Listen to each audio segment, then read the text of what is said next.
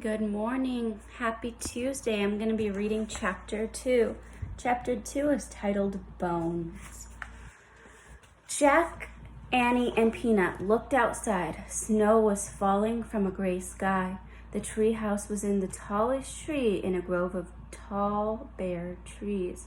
The grove was as wide and as white as a plain. Beyond the plain were high rocky cliffs. "I'm cold," said Annie. Her teeth chattered. She wrapped her towel tightly around her. Squeak! Peanut sounded cold too. "Poor mouse," said Annie. "I'll put you into Jack's pack. You'll be much warmer there." Annie slipped Peanut into the pocket of the backpack. "We have to go home," said Jack. "We need warmer clothes." "We can't go home," said Annie. "We can't find the Pennsylvania book. Not until our mission is complete. Remember? That's the way the magic works." "Oh, right," said Jack. He looked around. There was no sign of the Pennsylvania book that always took them back home. Annie peered out the window again. "Where are we anyway?" she asked. "I'll find out," said Jack. He picked up the open book and read the title on the cover, Life in the Ice Age. And here's Jack and Annie in the tree house. It's very cold outside. I'm going to keep going to the other side. There's the rocky cliffs that they were talking about. There's those people up on top of that cliff. I hope they're not mean people. "Ice Age," said Annie. "No wonder we're cold. We better find that third M thing soon," said Jack. "Yeah, before we freeze to death." "Look," whispered Annie. "People." She pointed out the window. Jack saw them too. 4 figures on a cliff.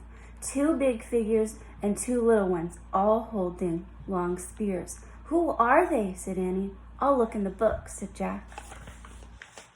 He found a picture of some people. He read the caption to Annie.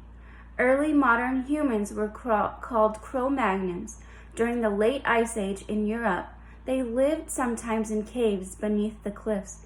"Why are they carrying spears?" said Annie. Jack turned the page. He found another picture of the Cro-Magnons. He read aloud. Cro-Magnons families often hunted together.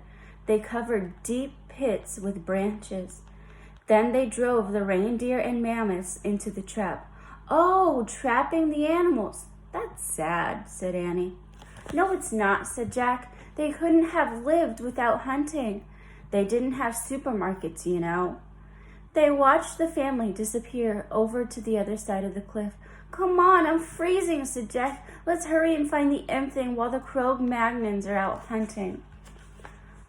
"But I want to meet them," said Annie. "Forget it," said Jack. "They don't have the books that tell us about them. They'll think that we are enemies and they'll hurl their spears." "Yikes," said Annie. Jack put his book away. Squeak! Peanut peeked out of the backpack. "Stay in there," said Annie. Jack pulled on his pack and started down the rope ladder. Annie followed. On the icy ground, they huddled together. The wind was chilly. Jack put his towel over his head. Snow blew up against his glasses. "Hey, Jack," said Annie, "look at me." Annie had put on her swimming goggles. "Now I can see," she said. "Good thinking," said Jack. "Now cover your head with your towel. Most of your body heat is lost through your head." Annie wrapped her towel around her head. "We should find a cave or someplace warmer," said Jack. I bet there are caves in those cliffs," said Annie. She and Jack started across the white plain. The snow wasn't deep yet, but the wind was blowing hard. "I told you!" Annie was pointing to an opening in the rocks. "A cave!" They ran to it. "Careful," said Jack. They stepped carefully into the shadowy cave. It was only a slight bit warmer inside, but at least the wind wasn't blowing on them. In the gray light, they stamped the snow off of their sneakers. Annie took off her goggles. "It smells in here," said Jack. "Yeah, like a wet dog," said Annie. "Let me see what I can find out," said Jack. He pulled out his Ice Age book. "I'll look around," said Annie.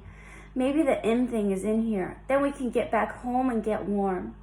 Jack stood by the entrance so he could read the book. This cave is filled with sticks, Annie said. What? Said Jack. He didn't look up from the book.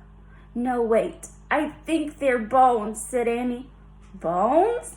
Echoed Jack. Yeah, lots of them are back here, all over the floor. Jack turned the page of his book. He found a picture of a cave filled with bones. I hear something, said Annie. Jack read the writing below the picture of the cave. It said, the great cave bears of the Ice Age were over 8 feet tall. These bears were larger and fiercer than today's grizzly bears. Their caves were filled with bones of their ancestors. Annie, whispered Jack, get back here now. They were in the cave of a great cave bear.